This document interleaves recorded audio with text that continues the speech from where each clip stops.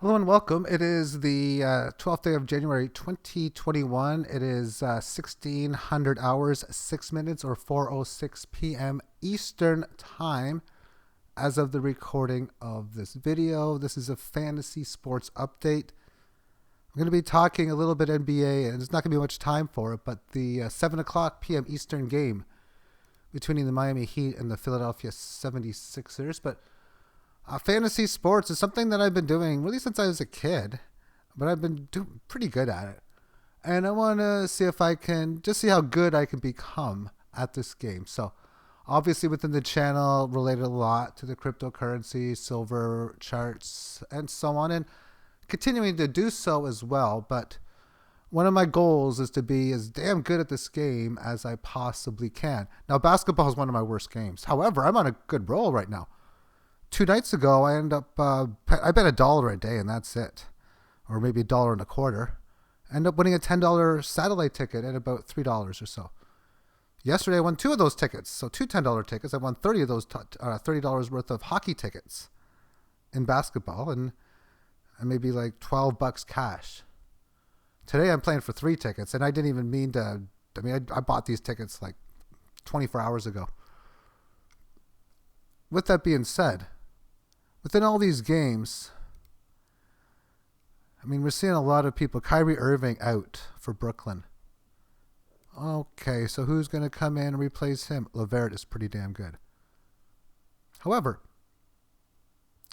in tonight's game, we have Miami and Philadelphia. We just look at the list of all of these Q's and O's in this game. Look at all of this. This is just how it goes. Do we even have 60? You have to have eight guys to make a team. And yesterday, Miami couldn't make eight, actually. This game was, I think, canceled yesterday. Or Miami's game, at least, was, I remember.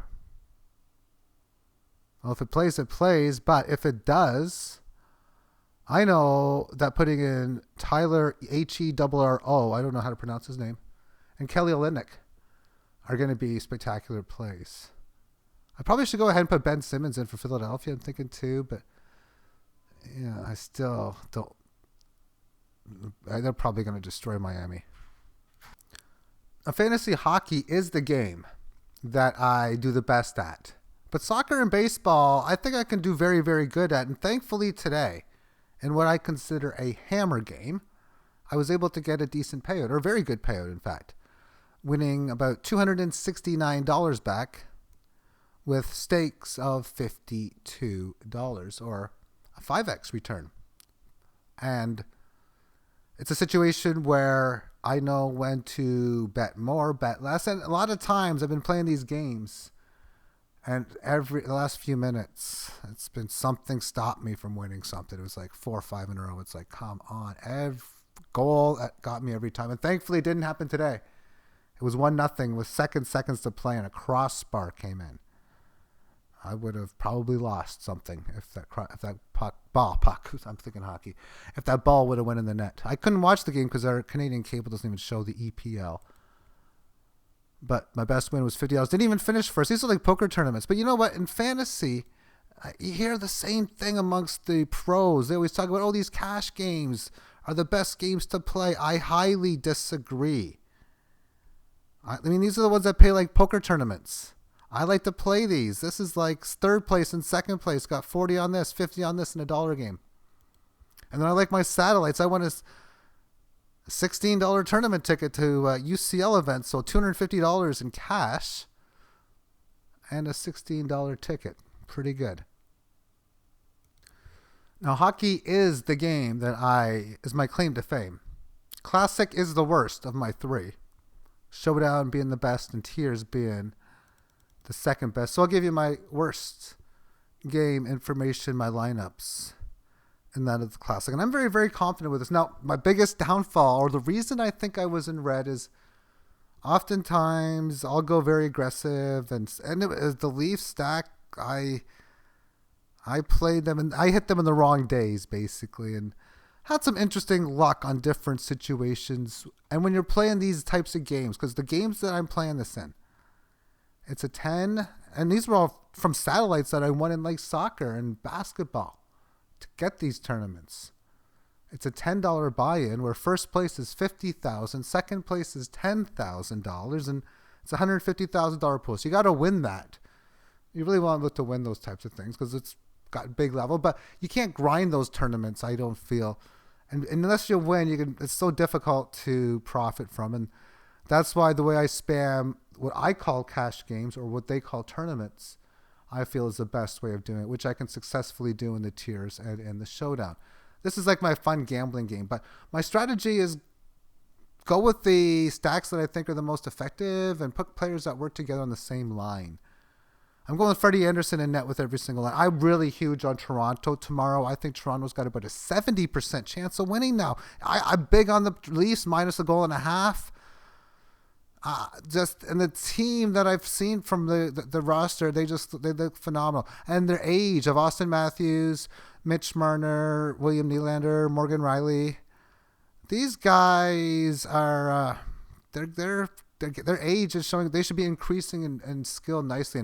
And I've been very impressed so far in what I've seen early on with Mitch Marner in the early stages. I think he's a fantastic player. He's a sleeper, and he's a dark horse, I think, where he could even lead the league in scoring. He could get a good 1.3, 1.4 plus points per game average if he really becomes that damn good of a player. But he's got that good of talent, I think. So with that being said, let's go through these three lines. The first one, and all three of them have, or actually two of the three of them this way. Austin Matthews, who's the center of line one. The left wing of line one is Joe Thornton, and right wing is Mitchell Marner. They go together. And they play on the same power play with each other, too. They're all slated on P1, as I call it, power play line one. And Joe Thornton has been getting very good high praise so far.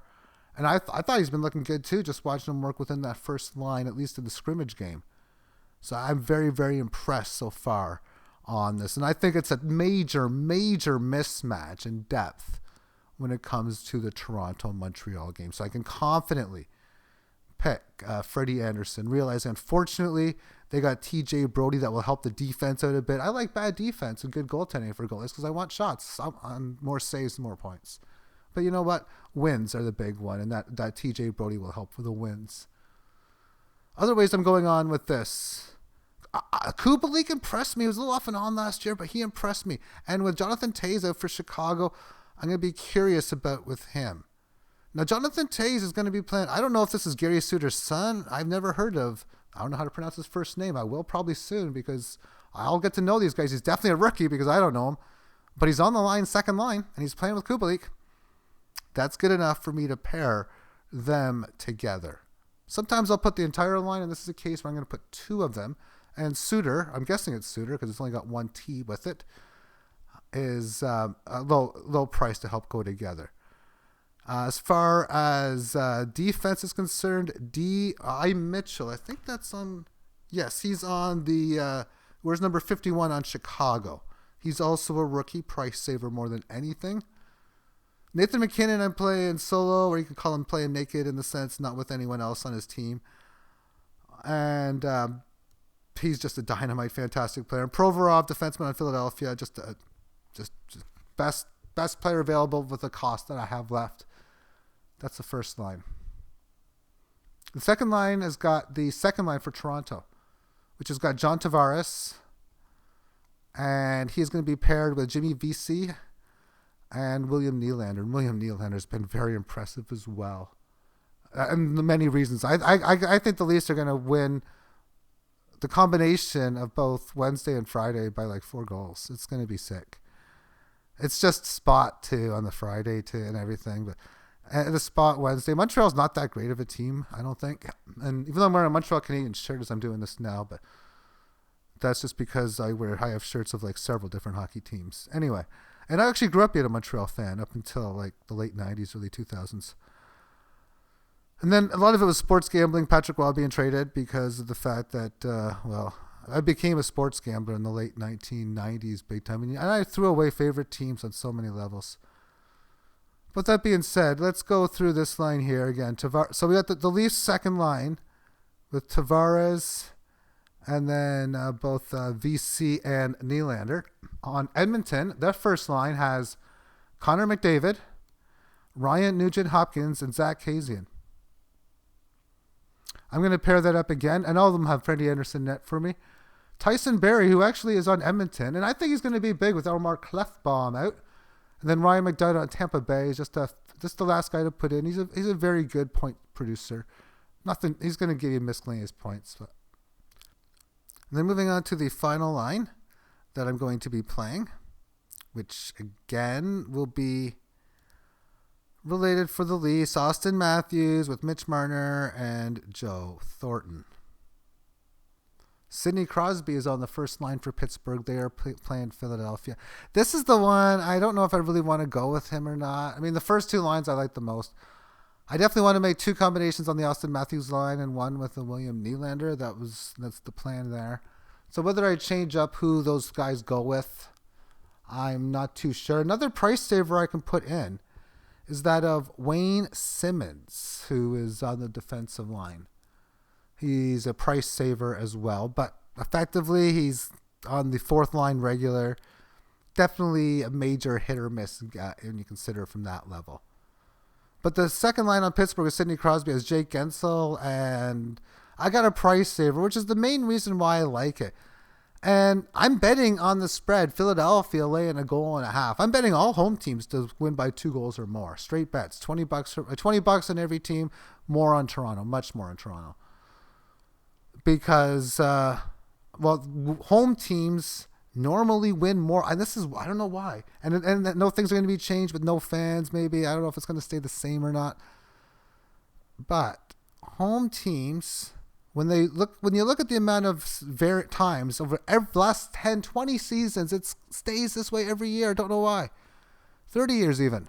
I've looked at these numbers in the past. It's sick. But home teams win by 2 goals or more a lot more than road teams. So you look at the amount of times they win by 1, the amount of times they win by 2. The ratios are way, way off. Doesn't happen as often for road teams. So therefore, I'm looking for home teams to win by 2 goals. I'm looking to do it early in the season, and I would define this as early in the season. Goaltenders, they are coming off of scrimmage games, no preseason. We'll see how that reflects it. If you're looking to go totals, go over the total pretty much in most of the games. Look for grind salamis, as they say, to go. I'll be looking for that tomorrow. That should be a premium play. In fact, I'll even post it maybe as one if I can find one. I'll look at one maybe later tonight or tomorrow morning, where you bet the sum of all 5 games to go over the total. But when that's the case, the odds of winning by 2 goals increases. So I like Philadelphia, and I like they're more of a defensive team too. They got good goaltending, but yeah, will the goaltending work on the first day? But Rodriguez is a cheap price guy. He works out to finish off that line. So I got 3 forwards on 1 line, 3 forwards on 2 lines, and that's how you can make these fantasy lineups. You have to put 2 centers in, 3 wings, and a utility. You can easily put 2 different forward lines in. On defense, Carlos DeHaan, man, this guy can just get points all the time. And McDonough, just like I did in the second line, he's like a save, get you a few points kind of guy. And that will be everything. Take care.